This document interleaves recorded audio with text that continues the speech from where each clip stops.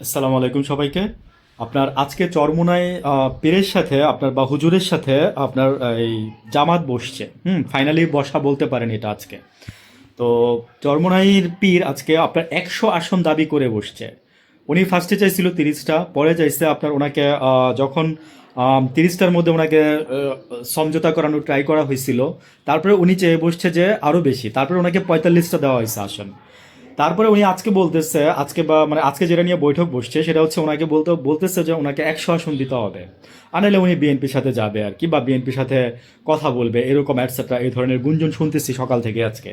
তো মিটিংটা এখনো মিটিংটা চলতেছে। কি হবে জানি না, তবে আমার মতে যে দেখেন চরমোনাই আর ভক্ত অনেকে আছে, ভক্ত এক জিনিস, ভোট দেওয়া বা আরেক জিনিস। চরমোনাই পীরের হুজুরের আপনার যেই আপনার ইসলামিক দলটা আছে ওইটা নাকি হিসাব করলে আপনার 3% ভোট হয়তো বা চরমোনাই পীরের ওইখান থেকে আসতে পারে। হ্যাঁ, এই ধরনের একটা মেসেজ আমি পেয়েছি। তো আমি যেটা বলতে যাচ্ছি সেটা হচ্ছে যে দেখেন চরমোনাই পীর, আমি আপনাকে বলি, বা চরমোনাইয়ের হুজুর, আপনারা যদি 100 আসন চান তাহলে জামাত থেকে দিবে আপনারা এই এখন আসনগুলো? জামাত কি আসন বানাবে আপনাদের জন্য? আপনি যখন 30টা চাইছেন তখন আপনি মানছেন, 45টা আপনি মানছেন, হ্যাঁ আপনি এটাও দিচ্ছে জামাত আপনাকে, এবং জামাতের এই যে যারা নাকি এই যে যাদেরকে আপনি কি মনে করেন যে জামাত আপনাদের এই যে এগুলোর এগেনস্টে আপনার ক্যান্ডিডেট ছিল না ওদের? জামাত জাস্ট বলছে বসে যাও, সেই লোকটা বসে গেছে। কিন্তু দেখেন বিএনপির থেকে কিন্তু 119 জন স্বতন্ত্র প্রার্থী দাঁড়াই গেছে। তো মানে এই যে শিষ্টাচার দেখেন, হ্যাঁ শিষ্টাচার দেখেন, নিয়মাবর্তিতা দেখেন, হ্যাঁ মানে অনার করা দেখেন কাকে বলে, এই দলটার মধ্যে আছে। ফাহুম আব্দুল সালাম বলছিল যে অর্থমন্ত্রী খুঁজে পাওয়া যাবে না, এটা নিয়ে বাংলাদেশে এখন তোল কালাম কাণ্ড মানে দেখলাম মিডিয়াগুলোতে হচ্ছে। আজকে থেকে 7 দিন আগে আমি আরো এটা নিয়ে কথা বলছি, ফার্স্ট যখন আমার চোখে ফার্স্ট পড়ছে আমি তখনই ফার্স্ট সাথে সাথে বলছি।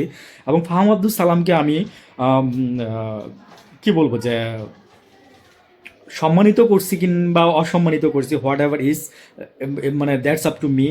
মানে আপনারা দেখে নিন ভিডিওটা ওইখানে। তো আমার বলার রিজনটা হচ্ছে যে ফাহম আব্দুল সালাম সাহেব শুনেন, আমি আপনাকে একটা কথা বলি। বিএনপি থেকে দাঁড়ালে অর্থমন্ত্রী খুঁজে পাবেন, তাই না? আপনার বলার উদ্দেশ্য হচ্ছে এটা, কারণ আপনি তো মির্জা ফখরুলের মেয়ের জামাই। আপনি কানাডায় মির্জা ফখরুলের মেয়ের গিফট করা বাড়িতে আপনি থাকেন, আপনি উপভোগ করতেছেন কানাডা, ঠিক আছে? সো আপনি বাংলাদেশের তো কিছুই বুঝবেন না, এটাই স্বাভাবিক। তারপরেও আপনি বলছেন আমাদের খুব ভালো লাগছে, কারণ আপনি বলাতে আমরা দুটা কথা বলার সুযোগ পাইছি ফাহাম সাহেব, বুঝছেন না? এখন যেটা আপনাকে আমি বলবো সেটা, আপনাদের যে তারেক যে আছে ওনার এগেনস্টে যে দাঁড়াইছে, হ্যাঁ গুলশান থেকে ডাক্তার খালিকুজ্জামান, ওনাকে বিট করেন তো দেখি।